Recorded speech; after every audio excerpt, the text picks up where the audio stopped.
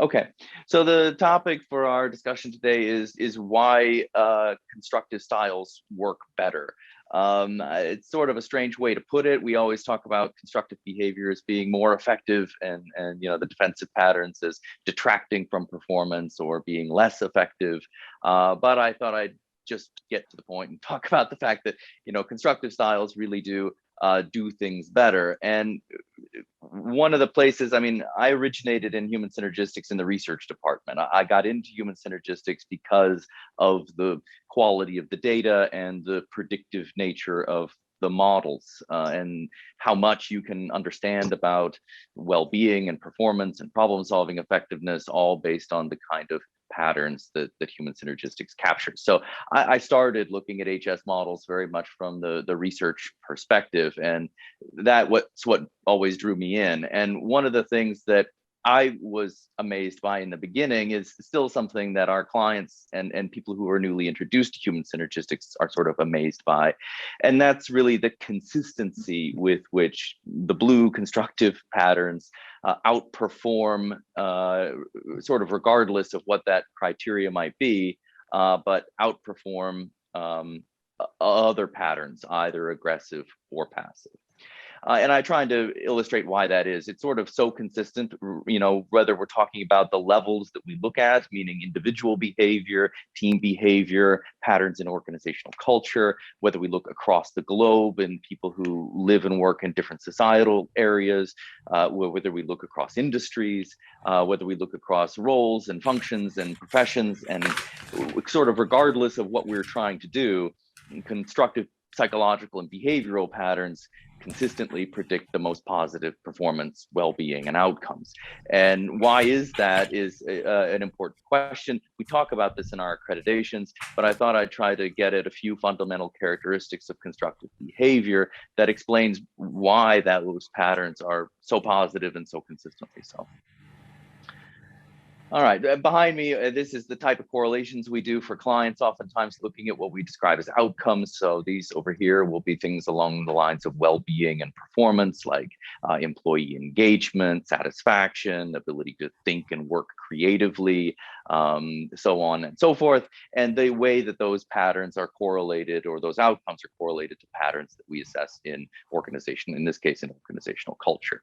I, again, have been in human synergistics for over 13 years looking at this, and I have honestly never found an instance where outcomes are more positively influenced by patterns of behavior other than constructive styles. They are consistently positive, and yeah, tremendously so. So why is that? And again, for clients, sometimes that's a surprise, because how can we explain, how can it possibly be that sort of regardless of what level, here we're looking at individual, psychological, and behavioral profiles. Here we're looking at teams in terms of the ability of teams to solve problems effectively, manage time, communicate ideas, learn from mistakes. Leadership aspects, overall leadership effectiveness, ability to think and work creatively on the job, ability to resolve conflicts constructively, motivate, lead other people consistently. When we're looking at those kinds of, really any kind of well-being and performance criteria, the blue patterns outperform. That's not the topic of our conversation today. This is, sorry, teams, duplicated. But the topic of today is really, why is this so consistent? Why is it that every time we use constructive behavior, that plays out more positively, especially in the long run, than do other defensive styles? I guess from my side and from the psychological perspective of human synergistics, it should be obvious. Those are the patterns that are sort of psychologically healthy, adaptive, collaborative, and goal-oriented within the psychology of people. We talk about this in the accreditation, and the fact that the circumplex model has a vertical dimension, and that dimension that we talk about at the top refers to satisfaction-oriented motivations, behaviors and patterns that people exhibit in order to fulfill higher order needs and motivations, versus security oriented toward the bottom, that are focused toward the fulfillment of security oriented needs. That is a pretty direct reference to Abraham Maslow's hierarchy. And if we're familiar with that, then I think that helps to take some of the mystery out of this, at least at the individual level. It makes a lot of sense if we can understand these kinds of needs and motivations, that the more time and energy and awareness people put into focusing on those higher level motives around learning and effective, healthy social relationships and personal growth, that tends to bode positively, as predicted by Maslow, actually, not only for the well-being, satisfaction, stress level of that person, but logically for their ability to learn over time, do what they do better, and ultimately perform most effectively. And that the more time we're spending focusing on these lower order security-oriented needs, not only has a consequence to the individual, but makes it more difficult for them to perform in those sorts of ways effectively. So from that perspective, I think, this should make some sense in terms of where people are spending their time, their energy, their awareness in how they approach work and interact with others. But there's another piece of this, not only in terms of constructive styles, being positive, healthy psychologically, but there's another characteristic of constructive styles that helps them to be effective, and that is that constructive styles are balanced. And I talk about this in accreditations as well, and typically what I talk about is the fact that constructive patterns are balanced in terms of the fact that they're able to address both tasks and effectively interact with people. So the second dimension, as we talk about in our model, has to do with the left versus the right hand side, the task versus people orientation. And while we are looking hopefully for those blue constructive patterns toward the top of the model, there's really two things we hope to find in profiles. One is primarily blue constructive behavior, and the second is what I would describe it as a balanced profile, meaning we're both utilizing constructive task-oriented behaviors. What is the goal? Where are we going? How are we getting things done? What can we learn from this? What is good work?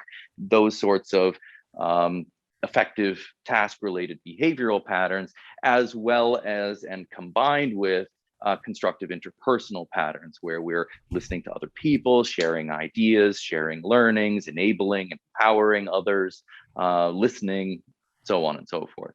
That balance is actually synergistic and gets very much to the heart of human synergistics and the strength of constructive behavior. And that really is that they're able to, at the same time and in a synergistic way, constructive behavior is able to approach tasks and get things done through and with the people. So it is one of the ways I like to think about this, and this will come up later on, is, when we look in organizations are places in which a group of people are working together to get something done. And that is a nice description of constructive behavior, a group of people working together in order to achieve a goal or work toward a shared purpose. One of the consequences of defensive patterns is that they're not capable of this. Aggressive patterns are task-oriented, the red on the left, but they're not interpersonal and inconsistent with those patterns.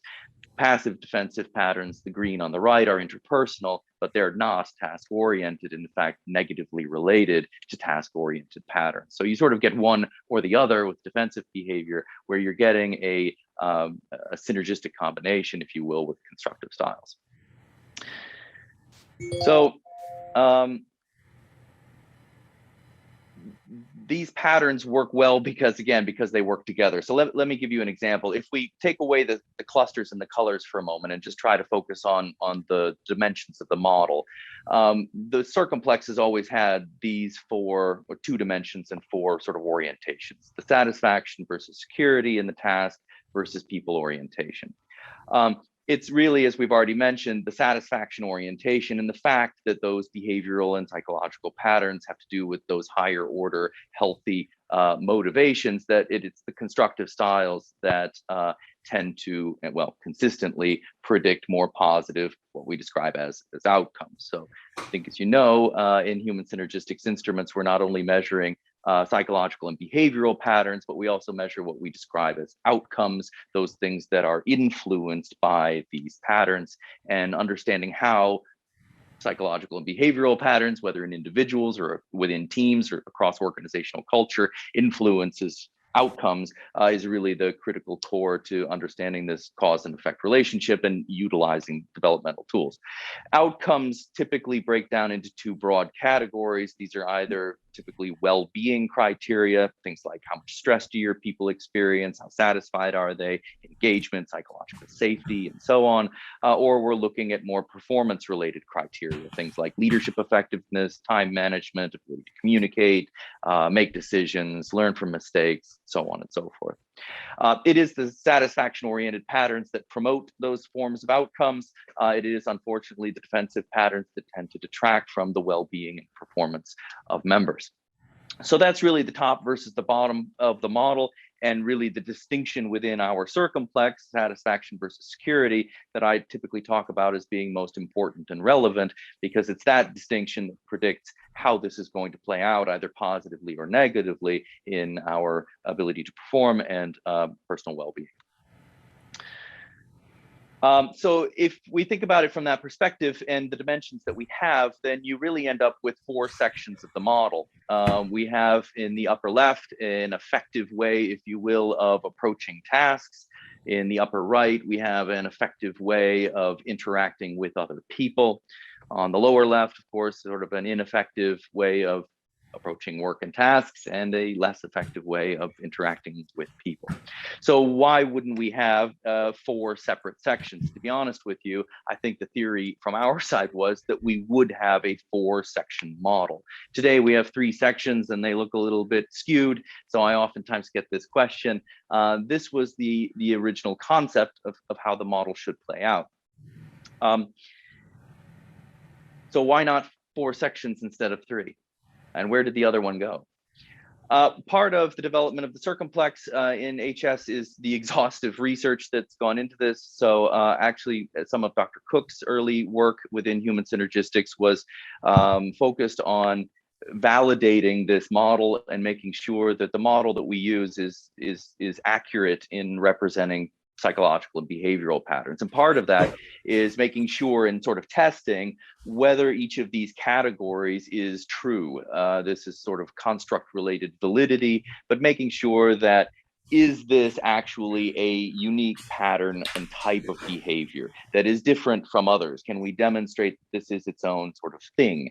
It has its own unique characteristics and it influences, and these green patterns influence the well-being and performance of people in their own unique and consistent way.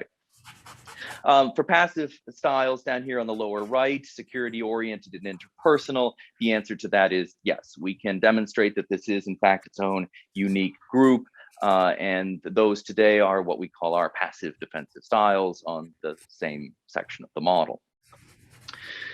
Moving toward the left, we find the same thing for task-oriented security behaviors. We're able to prove that these are their own unique group in terms of the characteristics that they share and the way that those patterns influence the well-being and performance of people, teams, and organizations.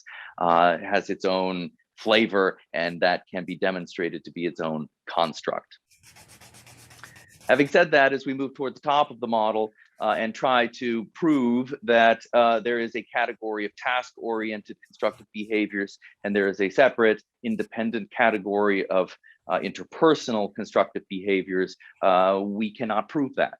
The fact of the matter is that those two patterns of broad patterns or categories of behavior are far too interrelated to one another to prove them to be independent. They really do not represent two separate groups or categories of behavior, but rather one broad shared group, which toward the left-hand side is more task-oriented in its focus, and toward the right-hand side is more interpersonal in its focus. Another way to look at this is actually within the styles and items of the instruments themselves. You can actually find that particular items over here on the left-hand side of the model that are task-oriented are inherently linked and associated logically with interpersonal behavior. So a good example might be something like in achievement. Over in task orientation and constructive styles, we're doing things like considering alternatives. Very important behavior and pattern of behavior today to consider various alternatives, weigh consequences, and strategically think. But in order to do that effectively, we really also need to be incorporating other people's ideas. I might not have all of the alternatives within my perspective, and it makes a whole lot of sense if we're going to consider alternatives that we need to know what they all might be. And that requires us to listen to other people to be able to incorporate those concepts. You'll find this again and again throughout the constructive styles. Another good example along task orientation is the ability of individuals, teams, and organizations to learn from mistakes. As we learn from mistakes, it's best if we also share that learning with others, and vice versa. If I share my learnings from mistakes with others, that's going to help us all to reduce the frequency of that kind of error. If others are sharing their learnings with me, that will help me to reduce the frequency of my own errors. So the point is that not only do those two behaviors work together, but they work best together in literally what can be described as a synergistic way. Unfortunately, this is not true of passive defensive styles.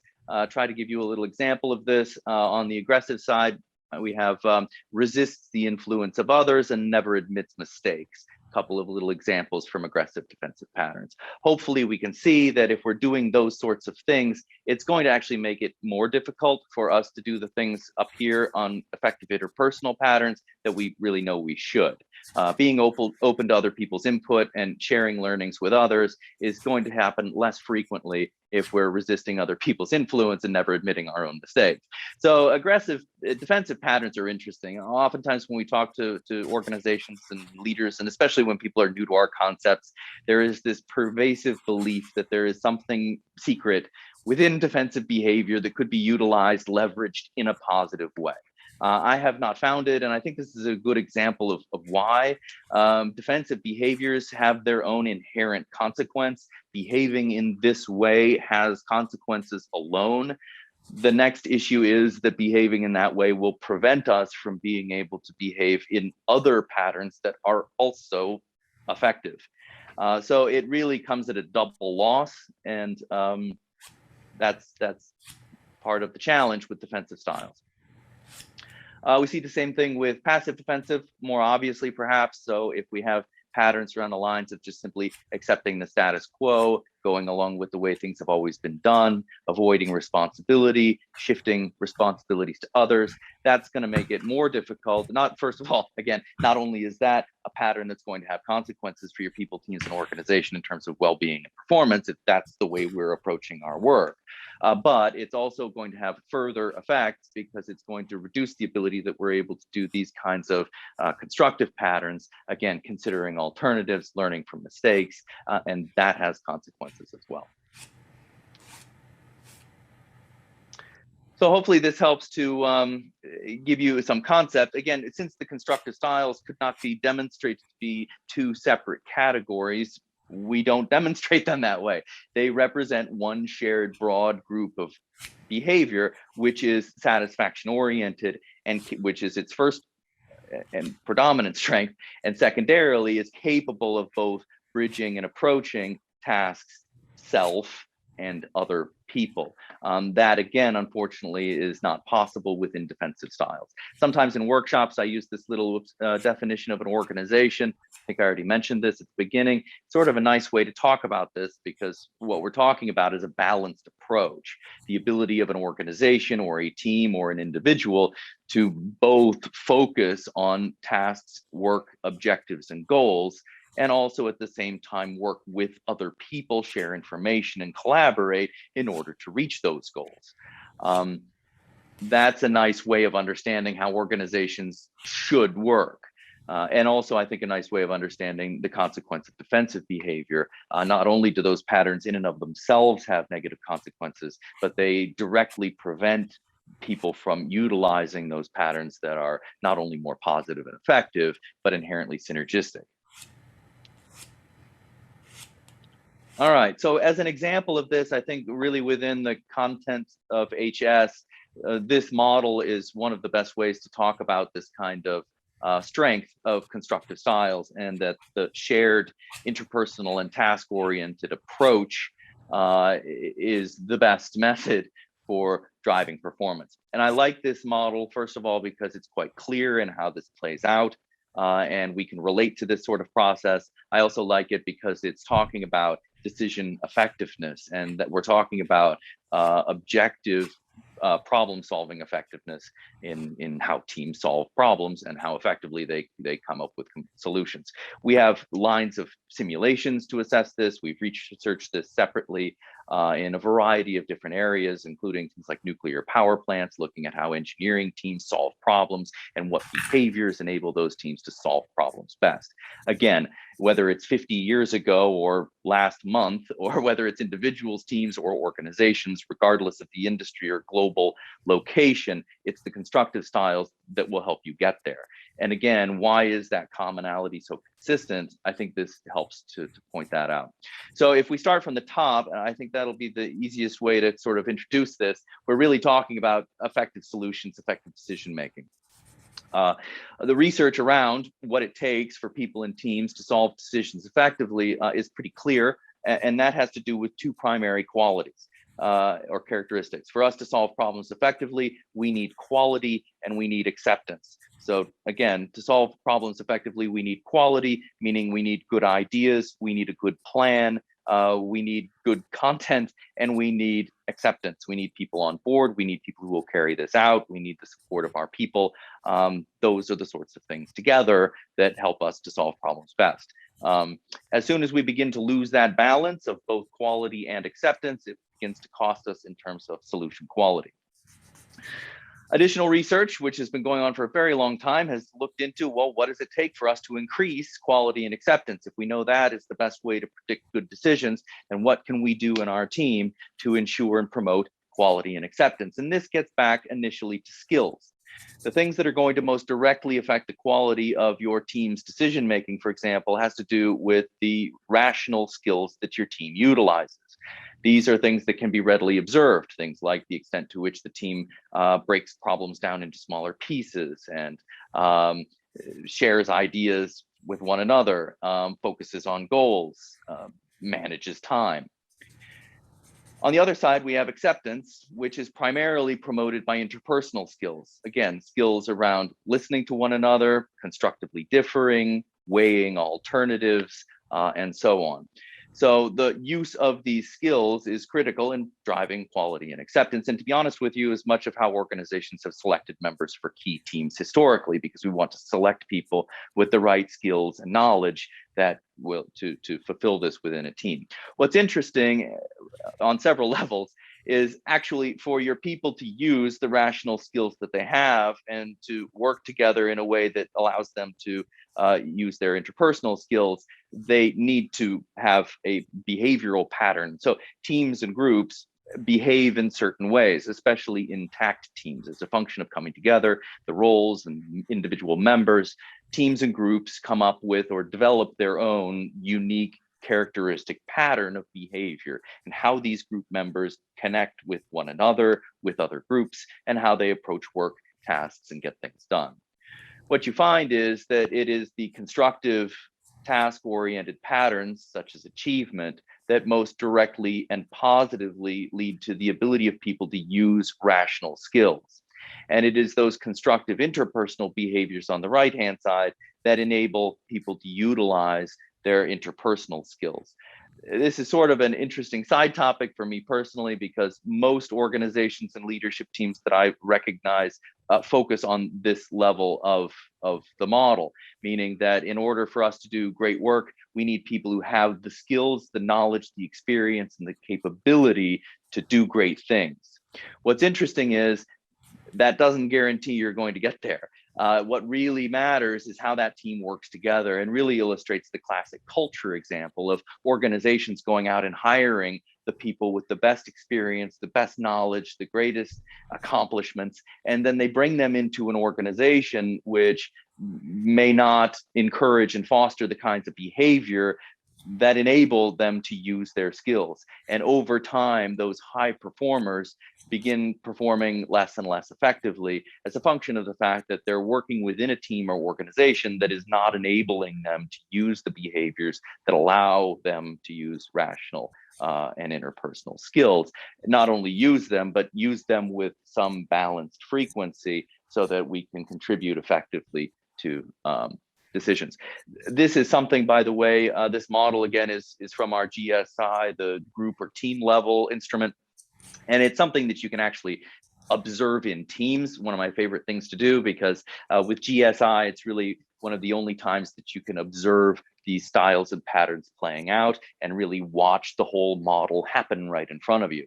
That's oftentimes done using something like a simulation, a problem solving simulation that people solve individually and then again as a group. We also have what we call an observer with a simple observer's guide, and they're watching the team for the frequency that they use rational and interpersonal skills. And then after the team has worked together, we have them describe how they just interacted and what those behavioral patterns were. If they describe primarily constructive, balanced behavioral patterns like we're seeing here, you will notice that the observer will have observed them using both rational and interpersonal skills with some level of shared frequency, both of them strongly and with a balanced approach. It's that's contributing to the quality of the solutions and the reason that we consistently find that teams that behave in constructive ways outperform other teams consistently in solving those problems, because they're utilizing the skills, enabling their members to utilize the skills that contribute to solution quality. If teams are behaving in those red ways, aggressive defensive patterns, essentially we're almost exclusively focused on the task and in a way, at least behaviorally, excluding the ideas and inputs of other members, you'll notice that they use lots of rational skills, breaking down the problem, managing time, but they'll fail to use interpersonal skills. We're no longer listening to one another, equally weighing consequences and alternatives, and that will cost the team in its ability to solve the problem effectively. Passive teams, the green styles on the lower right, are very much the opposite. When we look at what skills play out, you'll see lots of interpersonal skills, communication, probably quite a bit of informal communication, but not a lot of rational skills focusing on the problem, managing time, breaking down complex problems, and that costs them in terms of their ability to solve problems. So it's a fun thing to actually observe. It can be a very enlightening thing for leadership teams or teams in general to see, how do we solve the problem? What did we do to get there? And really, what's behind all of this? And if we are to get together next time as a team, what sort of things do we need to do more of and be aware of in order to help us to have a more balanced approach and solve these problems most consistently and positively? Good. I think that's that's the best way that I can try to illustrate the reason constructive patterns are so consistently positive. Again, for the first part, it really has to do with human beings and the kinds of behaviors and motivations that are inherently social, goal-oriented, learning-oriented, that help people to bring out the best in humans. That's also the reason that this works so consistently across our systems levels, because while this was designed to measure these patterns in individuals psychologically, those patterns play out in behavior within teams and groups and across organizational culture, and they very much hold the same trends and patterns within them. So we can understand those patterns of behavior and how they influence across the various levels. The other reason, and a little more elusive, but the other reason that constructive behavior works is because it's working synergistically with other styles. Achievement is working not only towards goals, but it's pulling the great ideas and support and collaboration from your team in order to reach those goals. And your team is becoming more and more engaged and motivated and collaborated because they see themselves making progress and us making progress toward goals. And that becomes a synergistic, intrinsically motivating pattern of behavior that is a win-win for the people within your organization and team, and it's a win for the organization or team that has those kinds of patterns playing out. Again, defensive behaviors inherently have a missing piece. They don't have that opposing partner to build and play off of. They're really sort of isolated where they are. They have their own negative, unfortunately, impacts. And secondarily, again, they hold individuals and teams and organizations back from using the kind of effective and synergistic behavior that consistently leads to higher performance. All right, I think that's what I had. I hope that helps to cover the points. Thank you for being here.